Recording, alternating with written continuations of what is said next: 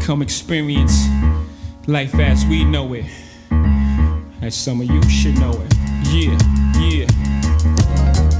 Place, Marcy, Brooklyn. Actions. Well, y'all know the actions.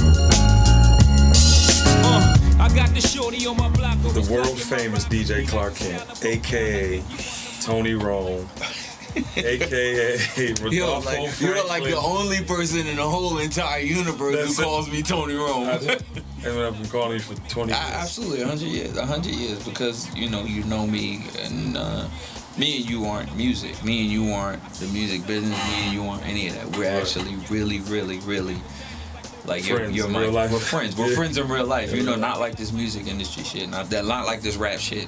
You proposed to your beautiful wife. My wife at my wedding. Yes, because I could. You know what I'm saying? Because you just can't do that to someone who's not your actual friend. Your friend has to say it's okay, and then you can do it. You know what I'm saying? But if you weren't my friend, I wouldn't have been able to even ask you in the first place. You know what I'm saying? So, realistically, just that alone should probably give somebody a different dynamic of our relationship. Like, you are not Kenny Burns tastemaker, all that extra shit. You're like Kenny, all that shit. Like, whenever I see all those things, I think, yeah, that's my boy. I love him. I'm proud of him. But like, you're not that to me. To me, that's my little brother Kenny. Right. You know what I'm saying? The kids you took out the club and took on the road. All that. But and like, when I think of me to you, I don't think of me as DJ Clark Kent, this dude who's done all this shit. I think I'm his big brother, like that. I'm Tony Rome. Tony Rome. You know what I'm saying? But speaking of all the shit you've done, I think it's amazing that, you know, kids today look at you like the sneaker guy. Right? That's cool. And they look at you like this guy who has this overwhelming knowledge about sneakers and, you know, trends, forecasts, so forth and so on. But your name was in the original Rocafella logo. Absolutely. You know what I'm saying? Like, absolutely. I mean, like, that's funny. No, it was. I had my jacket. Yeah, absolutely. Until it got stolen. But it's amazing, man, that people really don't know your timeline. I'm talking about Jay and Dame, Puff. I mean, you were instrumental in, Brooklyn's Finest. You produced that track. A lot of people don't even know you produced records, I'm sure. No, there's plenty of people who now, but you know what? I blame that on the culture of hip hop and the fact that our forefathers, you know, don't cultivate the actual culture.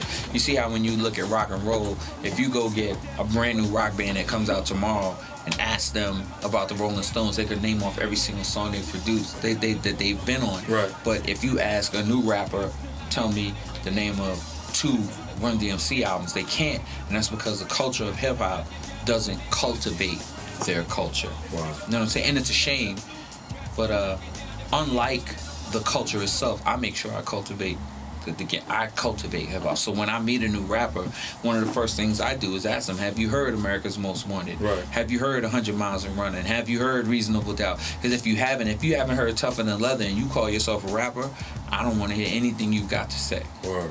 Anything, because to me, I gotta cultivate the culture of hip hop if you're gonna be this rapper in this culture. Right. And I'll never forget this, Clark. You came to me one day. It was like, you gotta meet my man Damon Dash. Yeah.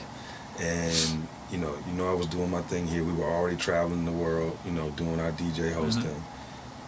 And you were like, I know the greatest rapper ever. And I'm thinking like, well, Tony Rome say he's the greatest rapper ever. He must be a bad motherfucker because you come up in the school of real hip hop. And I think that when I first heard him do 22 twos, you took me to Maria Davis' Mad Wednesdays. Yeah. We were doing that every week. And he did 22 twos and it fucked me up. I was like, whoa.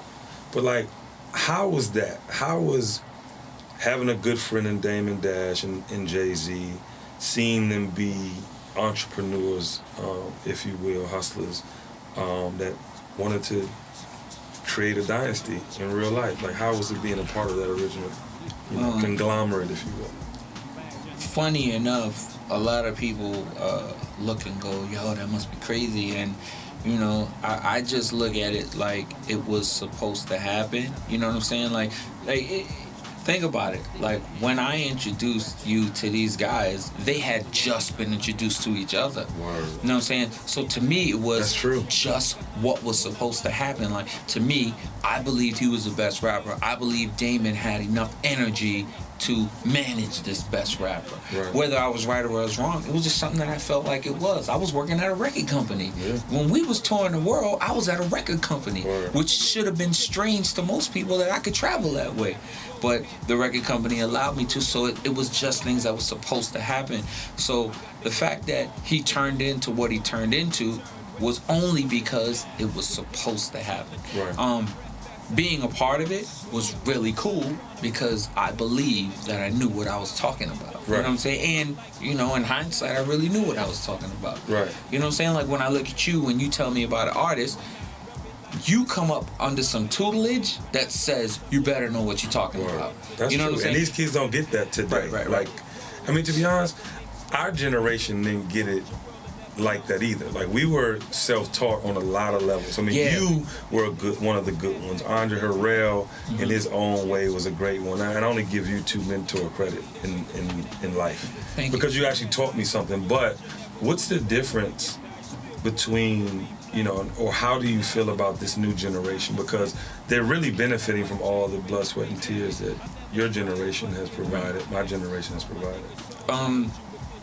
I believe what's happening with the new generation is only happening because of the influx of way too much information. It's just way too much information. So they all know, they all believe they know too much. That's So just true. like, It's so true. It's just like when you got these guys who start a record label, they all believe they're bosses, and nobody's working.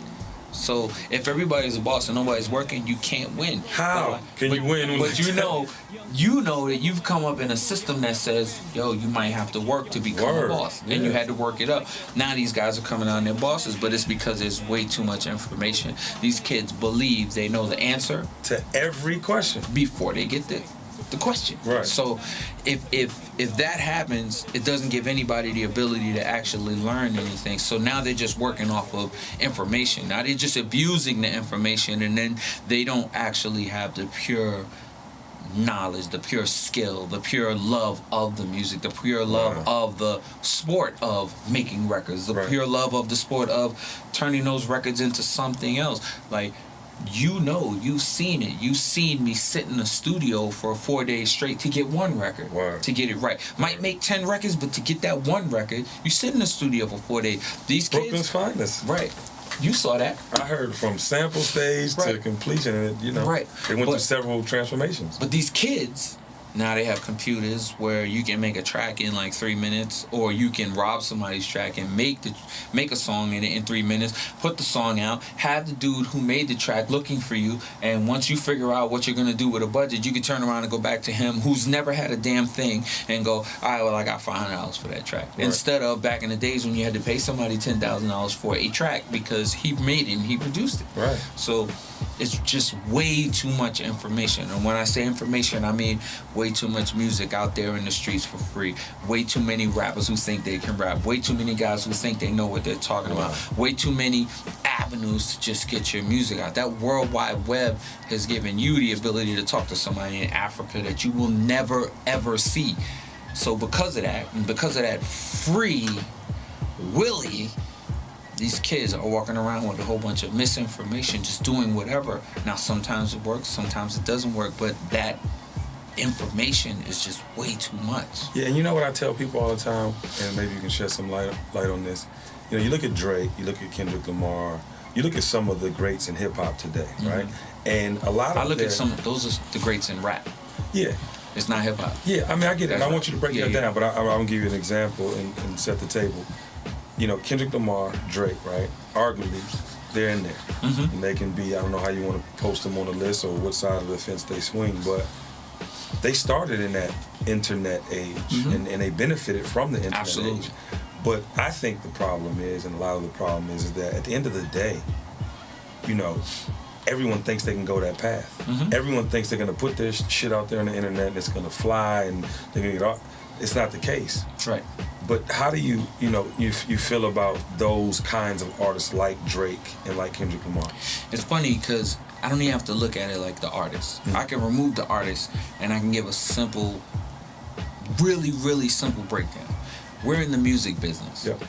And if your music isn't right, you have no business. So no matter what you put on the internet, no matter how much buzz you build, no matter how many people, followers you have, if you don't have the music, doesn't matter. And the proof is, look at how many guys are on the internet that are buzzing, can't put a record out. Or when they do put a record out, sell 2,500 copies. Right. You know what I'm saying? If you don't have the music, you have no business. And it doesn't seem like careers either, Tony. Oh, no. There are no careers. Because it's like, I'm going to use a perfect example. There's no diss to him. It is what it is. Trinidad James. He came, he had a song that was so crazy, right? In the club, I work in the club, you work in the club still. It was crazy. And now it's like he's almost disappeared. And I think the internet's to blame. I don't believe the internet's to blame. I believe the fact that he didn't have the songs, the music. Clearly. You know what I'm saying? You can have as much in it in the world. If you don't have the music, it don't matter. So like when Drake put his mixtapes out, and his mixtapes were amazing. Word. He could put shits anywhere. It was amazing music, so he had a venue to ride. So yes, you got this big internet that you could do whatever on, but you give them amazing product, that's some other shit. Yeah. When you give them bullshit, the bullshit. When you give somebody some bullshit, that I can explain that too. But if you give somebody amazing stuff on the internet for free, they got the real ability to actually give a damn about you, because it's really good. Now, let's flip that and look at the bullshit. Right. Think of how many people can't rap. A lot. So they're looking at this guy who can't rap well either, like he's their hero. Because this guy can't rap. So he's the guy that they look to and go, well, he's our hero because he can't rap. We can't rap either, so we fuck with him. Right. You know what I'm saying? Absolutely. Like, look how crazy that works. Back in the days, that couldn't happen because you're looking at him going, you can't rap? You don't deserve to have people actually listen to you. And then, therefore, you didn't have you didn't have anybody listen to you because you didn't have the venue. Now you get the internet where you can just throw anything out.